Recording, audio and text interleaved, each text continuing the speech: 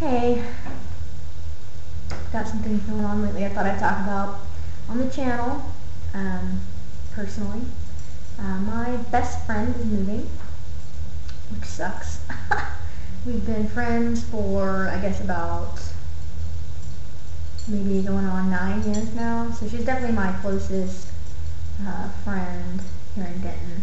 And I start school next week and all of that, so just having a little bit of anxiety about starting school, about kind of going anew without one of the people that I feel is my biggest supporter, and the person I hang out with the most. But I know that there's transition in life, and I know that you can't always have the people that you love around you all the time. And 9 years, it's pretty good for being able to be close enough to hang out. She's still going to be in the States, so that's good. It's just, it's like a 6-hour drive. It's Texas, so everything's like a 6-hour drive here. But other than that kind of anxiety, I have another big anxiety fest coming up because I'm going to my hometown for a few days, about 4 or 5 days, visit my parents and stuff like that. Now, I guess the reason why I have so much anxiety about going home is several reasons.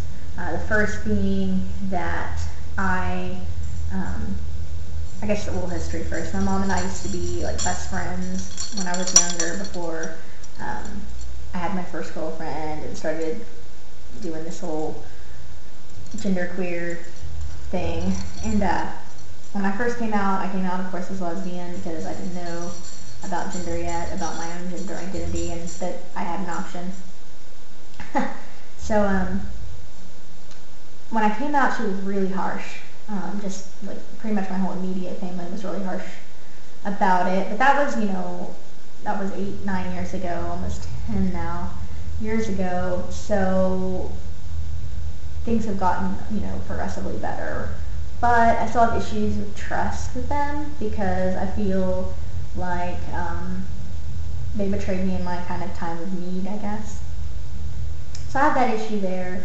The second issue I have with going back to East Texas, small town, is that, now that I'm presenting, where I feel more comfortable, I find myself more uncomfortable in situations where I know that people are not going to try to understand where I'm coming from.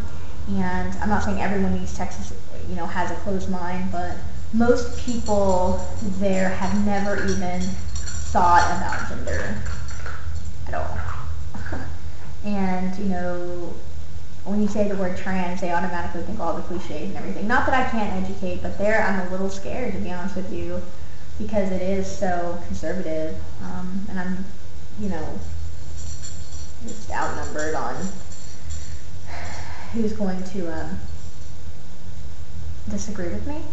Disagreement's good. I think, good, healthy debate is something that is important, but when it's kind of like a, no-win situation, it's probably not the best idea to, do a debate if it's not going to be received super well. I don't know. Maybe I'm just not being brave. I feel like I'm not being brave, but, yeah. Going there it's a lot for me, I wasn't being myself when I was there. I was in a different place. I was really religious because that's what was expected and that's what I thought was right. And now I'm an atheist. And, I know that my family disagrees with that, especially, even more than anything else.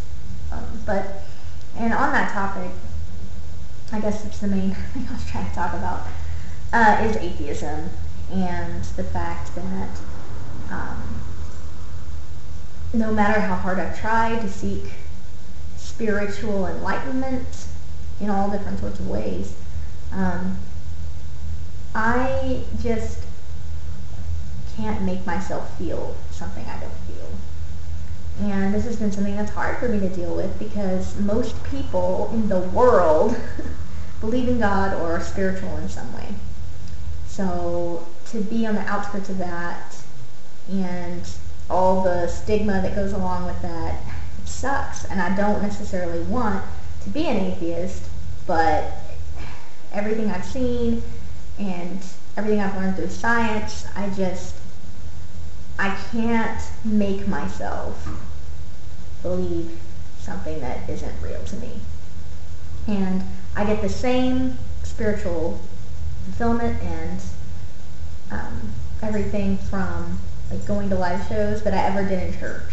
It's that what I got from religion when I was younger, what I got from going to church that I loved was that sense of belonging and that sense of elation, especially with the music. I'm very into music, and when you're singing something that's meaningful to you, you can get caught up in it, and it's beautiful. And the same thing goes for live shows now that I'm really, that have a certain energy.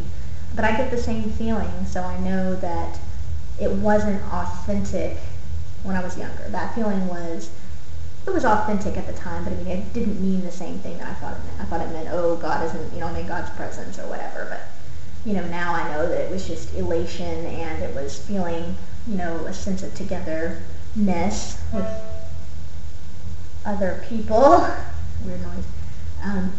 So, I guess that I'm here and I'm saying, this is who I am. It's difficult, for a lot of people to understand, and they want to try to tell me, to seek a higher power for all my issues. But I just, it's not as if I don't believe in anything. Sure, I don't believe in God. Sure, I don't believe in a higher power. But you know what I do believe in? I believe in love and acceptance and doing things, doing the right thing at the right time, being loyal. These are the things that I believe in and I'm passionate about. And no, it doesn't have a religious header above it, but, it's how I live my life. And I guess that I'm just upset and annoyed that people, like the larger society, believes that I need to put a label on that. I need religion to do the right thing, or I'm going to be a shitty person. So, there's a lot of anxiety around it, for sure, because of how religious I was brought up and how my family believes. But in the end, I've got to be true to myself, and I have to do, the things that make me happy. I can't live for everyone else. I did that for years, and I'm not willing to do it anymore. So, hi, I'm Nicole, genderqueer, atheist. What are you going to do?